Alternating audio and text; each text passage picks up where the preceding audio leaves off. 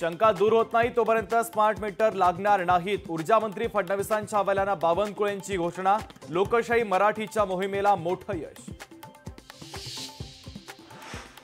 विरोधक narrative set करण्यात यशस्वी ठरल्यानं भाजपला धसका. नरेटिव्ह खोडून काढण्यासाठी भाजपचे नेते राज्यभरात फिरणार.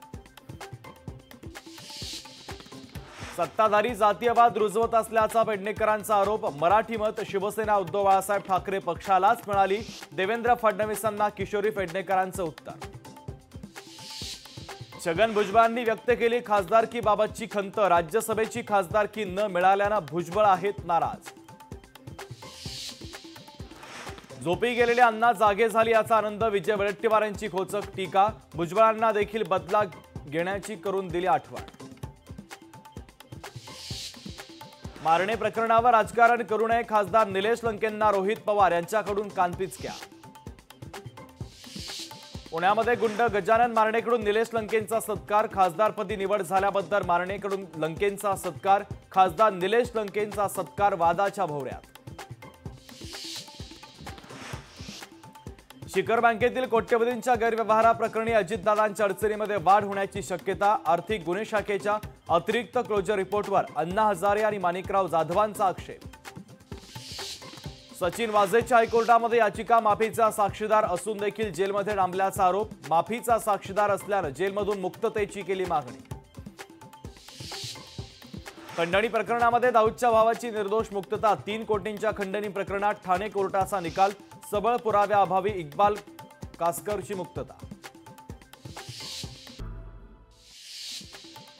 महाविकास आघाडीची उद्या दुपारी पत्रकार परिषद. आगामी विधानसभेच्या पार्श्वभूमीवर महत्त्वाची घोषणा होण्याची शक्यता. भाजप प्रदेश अध्यक्ष चंद्रशेखर बावनकुळेंच्या भाषणाच्या दरम्यान आशिष शेलारांची डुलकी. तर भाजप प्रदेश बैठकीमध्ये शेलारांची डुलकी. राज ठाकरेंच्या वाढदिवसाच्या निमित्तानं वृक्षारोपण. मनसेच्या वतीनं शिवाजी पार्क परिसरामध्ये केलं वृक्षारोपण. आपत्तीग्रस्तांसाठी ठाणे महानगरपालिकेचं पाऊल. एनडीआरएफच्या धर्तीवर ठाणे आपत्ती प्रतिसाद दल स्थापन.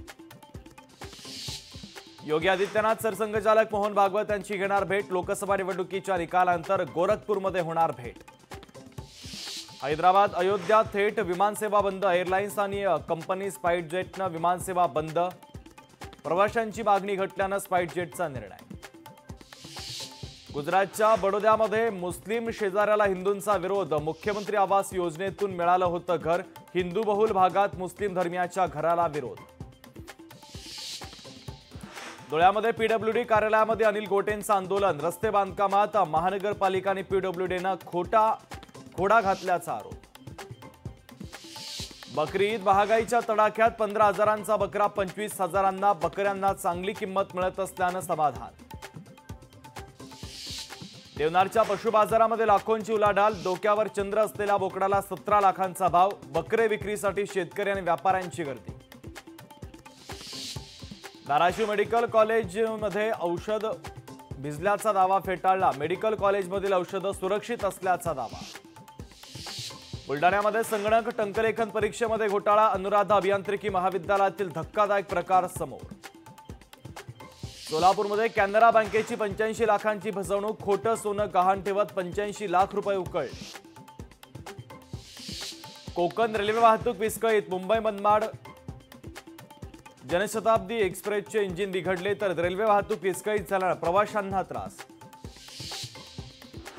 वर्धा जिल्ह्यामध्ये शेतकऱ्यांनी कपाशी लागवडीसाठी कसली कंबर. कपाशी लागवडीनंतर शेतकरी मात्र पावसाच्या प्रतीक्षेत. वाशिममध्ये पावसाची जोरदार बॅटिंग. पावसामुळे बळीराजा सुखावला. हिंगोली जिल्ह्यात जोरदार पावसाची हजेरी. शेतकऱ्यांना मोठा दिलासा.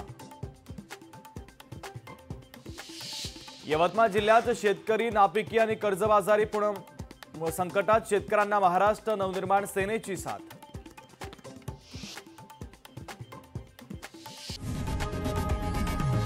लोकशाही मराठी ऐका, पहा, जागरूक रहा.